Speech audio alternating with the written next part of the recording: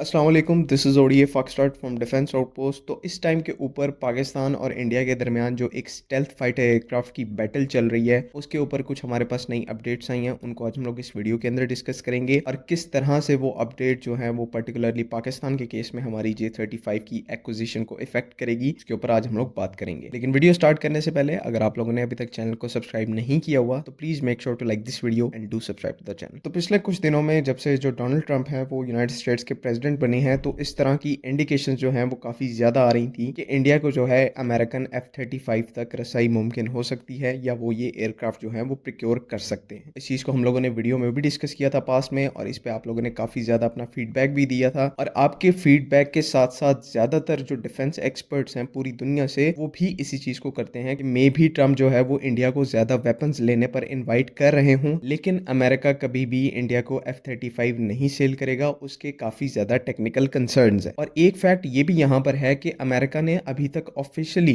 India को किसी तरह से भी F-35 ऑफर नहीं किया। तो ये चीज़ कहीं ना कहीं 60 to 70% सॉलिडिफाई करती है कि अमेरिका जो है वो इंडिया को F-35 नहीं देना चाह रहा। तो इसी तरह के सारे डेडलॉक को देखकर एक और कंट्री इस टाइम के ऊपर इंडिया की मदद के लिए मैदान में आ चुकी है, और वो जो कंट्री है वो ऑब्वियसली रशिया है, क्योंकि अमेरिका के बाद रशिया सेकंड कंट्री थी जिसने एक 5th जनरेशन एयरक्राफ्ट को ऑपरेशनलाइज किया था, जो कि Su-57 था। और अब इंडिया के अंदर रिसेंटली एरो इंडिया के नाम से एक एयर शो होने वाला है, जिसमें रशिया की जो एयरक्राफ्ट कंपनी है यूनाइटेड एयरक्राफ्ट कॉर्पोरेशन, जो कि Su-57 को मैन्युफैक्चर करती है, उसने यहाँ पर अपने Su-57 को पहले डेब्यू के लिए इंडिया के अंदर भेजा है। और Su-57 जो है वो कल ही इंडिया के बेंगलुरु सिटी के अंदर लैंड हुआ था। और ये ऐसा पहली दफा हुआ है कि रशिया ने अपना प्रीमियर स्टेल्थ एयरक्राफ्ट जो है वो इंडिया में एयर शो के लिए भेजा है। तो ये उस हिसाब से भी काफी ज्यादा एक इंडिया के लिए हिस्टोरिक चीज है। दूसरी जो यहाँ पर इंपॉर्टेंट चीज है वो ये है कि Su-57 के इंडिया में लैंड होने से एक दो दिन पहले ये भी रिपोर्ट आई थी जिसमें ये कहा जा रहा था कि रशिया ने ऑफिशियली Su-57E जो एक्सपोर्ट वेरिएंट है Su-57 का, उसको इंडिया को ऑफर किया है। और ना सिर्फ इस एयरक्राफ्ट को सेल करने की बात हो रही है, बल्कि इंडिया को यहाँ पर जॉइंट प्रोडक्शन भी दी जा रही है। तो यहाँ पर साफ पता चल रहा है कि रशिया जो है वो यहाँ पर एक अपॉर्चुनिटी ढूंढ रहा है Su-57 को सेल करने की, क्योंकि यहाँ पर ये चीज कंफर्म है कि इंडिया आने वाले टाइम के अंदर डेस्परेट होने वाले है, जिसकी जो मेन वजह है वो ऑब्वियसली ये है कि पहला जो साउथ एशिया का 5th जनरेशन एयरक्राफ्ट होगा उसको पाकिस्तान अगले 1 से 1.5 साल मैक्स के अंदर ऑपरेशनलाइज करने वाली है, followed by second stealth aircraft जो कि कान या PFX की सूरत में हो सकता है, उसको भी पाकिस्तान एयरफोर्स जल्द ही ऑपरेशनलाइज करेगी। तो इंडिया को ऑब्वियसली आज नहीं तो अगले आने वाले 1 साल के अंदर, 2 साल के अंदर उसको एक 5th जनरेशन एयरक्राफ्ट की जरूरत पड़ेगी, या वो एटलीस्ट ट्राई करेंगे किसी एयरक्राफ्ट को बाय करने की, क्योंकि जो एक डिसएडवांटेज है उसका लेवल काफी ज्यादा होगा पाकिस्तान एयरफोर्स के कंपैरिजन में। तो इसी अपॉर्चुनिटी को कैश करवाने के लिए रशिया इस टाइम के ऊपर ये सारे इकदाम कर रहा है, ताकि Su-57 को एक एक्सपोर्ट कस्टमर मिले, साथ ही साथ इस प्रोजेक्ट के अंदर पैसा फ्लो होना शुरू हो, जिसकी वजह से इसकी जो ऑन टाइम प्रोडक्शन है उसको फाइनली स्टार्ट किया जा सके। क्योंकि अभी इस पर्टिकुलर एयरक्राफ्ट के अंदर काफी ज्यादा प्रॉब्लम्स हैं और इसकी जो प्रोडक्शन है वो भी सही तरह से स्टार्ट नहीं हो पा रही, क्योंकि फंड्स इतने एलोकेट नहीं हो पा रहे। तो इसी वजह से इंडिया की सूरत में अगर एक एक्सपोर्ट कस्टमर आएगा तो वहां से रेवेन्यू जो जनरेट होगा वो इसकी डेवलपमेंट में इसको कंप्लीट होने की तरफ यूटिलाइज किया जाएगा। Su-57 देखने में और साइज के हिसाब से एक काफी ज्यादा बड़ा एयरक्राफ्ट है, और ऑब्वियसली विंग स्पैन के मामले में या ओवरऑल साइज के मामले में ये J-35 से बड़ा एयरक्राफ्ट है, जिसका एडवांटेज इसको रेंज और कॉम्बैट रेडियस की सूरत में मिलता है कि बड़ा एयरक्राफ्ट है तो ज्यादा दूर तक ज्यादा फ्यूल कैरी कर सकता है, ज्यादा दूर तक कॉम्बैट रोल्स को परफॉर्म कर सकता है। और क्योंकि ये एक रशियन ओरिजिन का एयरक्राफ्ट है, तो रशियन एयरक्राफ्ट जो है वो एक तो अपनी मनूवरेबिलिटी की वजह से काफी ज्यादा जाने जाते हैं, चाहे इनके फ्लैंकर सीरीज के एयरक्राफ्ट देख लें, Su-30 देख लें, 35 देख लें, या ये Su-57 भी देख लें, तो ये सुपर मनूवरेबिलिटी के केपेबल हैं, काफी ज्यादा मनूवरेबल एयरक्राफ्ट हैं। और किसी भी एयर शो में अगर आपने इनकी वीडियोस देखी हो तो ये काफी ज्यादा इंक्रेडिबल स्टंट्स को परफॉर्म कर सकते हैं। But as far as J-35 is concern, इसका जो हमने पहला डेब्यू जोहाई एयर शो के दौरान देखी इसकी फ्लाइट, उसमें ये एक फेयरली मनूवरेबल एयरक्राफ्ट है, लेकिन उतना मनूवरेबल एयरक्राफ्ट नहीं है जितना कि Su-57 है। इस चीज को हमें एक्सेप्ट करना चाहिए। तो किसी भी एयरक्राफ्ट की जो मैन्युवरेबिलिटी है वो कॉम्बैट में एक इंपॉर्टेंट एस्पेक्ट जरूर है, लेकिन यहाँ पर एक ये भी काफी ज्यादा फेयर पॉइंट है कि आजकल के मॉडर्न एरा के अंदर जो डॉग फाइट है वो फेड होती जा रही है। मतलब कि इतना डॉग फाइट का जो हाइप है वो आज एग्जिस्ट नहीं करती। सिंपली उसकी वजह ये है कि अब जो फाइटर एयरक्राफ्ट आ रहे हैं उनके अंदर पावरफुल एसा रेडार्स हैं, साथ ही साथ लॉन्ग रेंज की BVR मिसाइल्स के साथ आते हैं। तो यहाँ पर जो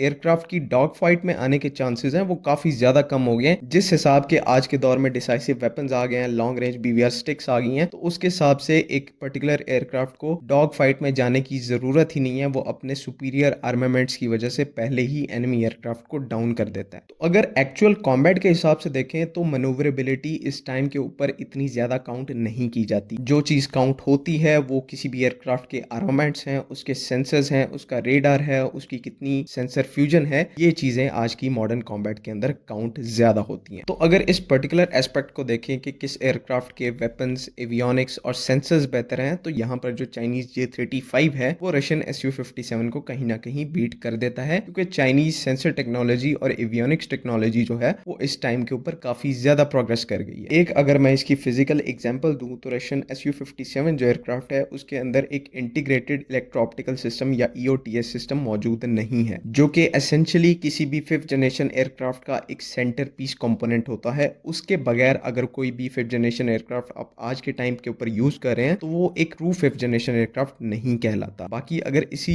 EOTS की बात कर लें चाइनीज काउंटर पार्ट्स के अंदर J-35 या J-20 या इवन अमेरिकन एयरक्राफ्ट के अंदर बात कर लें तो उन तमाम एयरक्राफ्ट के अंदर इलेक्ट्रो ऑप्टिकल सिस्टम इस टाइम के ऊपर मौजूद है, और इसी EOTS की एब्सेंस की वजह से Su-57 को एक एक्सटर्नल टारगेटिंग पॉड कैरी करना पड़ता है, जो कि वो चीज फिर इवेंचुअली इसकी जो स्टेल्थ है उसको कॉम्प्रोमाइज करती है, इसका जो रेडार क्रॉस सेक्शन है उसको इंक्रीज करती है। तो सेंसर और एवियोनिक्स के फील्ड में ऑब्वियसली आपको ये चीज माननी पड़ेगी कि चाइनीज फिफ्थ जनरेशन एयरक्राफ्ट या अमेरिकन फिफ्थ जनरेशन एयरक्राफ्ट जो है रशियन काउंटर पार्ट से काफी ज्यादा बेटर है। इसी तरह से अगर आप वेपन्स के केस में भी बात करें तो जो J-35 की BVR और शॉर्ट रेंज की एयर टू एयर मिसाइल है जो कि PL-15 और PL-10E है, तो इस हिसाब का कोई भी वेपन इसके कंपैरेबल रशियन Su-57 के आर्मामेंट्स के अंदर मौजूद नहीं है। एक जो उनके पास लॉन्ग रेंज मिसाइल है, एयर टू एयर मिसाइल है R-37, वो एक काफी ज्यादा लॉन्ग रेंज मिसाइल है, उसकी जो रेंज है तकरीबन 400 किलोमीटर के करीब बताई जाती है, और वो उस हिसाब से काफी ज्यादा हैवी वेट मिसाइल है क्योंकि उसका काम ही एवैक्स और एयर टैंकर्स को डिस्ट्रॉय करना है, तो वो किसी फाइटर एयरक्राफ्ट के लिए नहीं बनी हुई। और बाकी जो R-77 सीरीज की BVR मिसाइल्स हैं PL-15 से कैपेबिलिटी में काफी ज्यादा नीचे है, और इसी के साथ साथ रिस्पेक्टिवली PL-10 की जो हाई ऑफ बोर कैपेबिलिटीज हैं, रशिया की कोई भी शॉर्ट रेंज की एयर टू एयर मिसाइल जो है वो PL-10 की कैपेबिलिटीज को मैच नहीं कर पाई। इसी वजह से अगर आर्मामेंट्स की भी बात करें तो J-35 या फिर J-20 चाइना का जो है वो यहाँ पर लीड लेता है और थोड़े सुपीरियर एयरक्राफ्ट हैं as compare to Russian Su-57। तो अगर इन फ्यूचर जाके कहीं ना कहीं इंडियन एयरफोर्स इस Su-57 एयरक्राफ्ट को प्रोक्योर करती है पाकिस्तान के J-35 के अगेंस्ट में, तो ये एक एज अ डिटरेंट के तौर पर अच्छा एयरक्राफ्ट होगा, लेकिन ये कभी भी J-35 की कैपेबिलिटी को मैच नहीं कर पाएगा। इस साउथ एशियन रीजन के अंदर फिर भी ये एक सेकंड नंबर एयरक्राफ्ट रहेगा। तो आने वाले फ्यूचर में फेयरली इस हिसाब से चीजें जो हैं वो देखने में इंटरेस्टिंग होगी कि इंडिया जो है वो इस प्रॉब्लम का सोल्यूशन जो है वो किस तरीके से निकालता है। उम्मीद है कि आप लोगों को तमाम चीजें समझ में आ गई हैं। अगर इससे रिलेटेड कोई भी आपकी क्वेश्चंस हैं, क्यूरीज हैं, तो काइंडली कमेंट्स में जरूर पूछें। बाकी अगली वीडियो तक के लिए अल्लाह हाफिज। पाकिस्तान जिंदाबाद।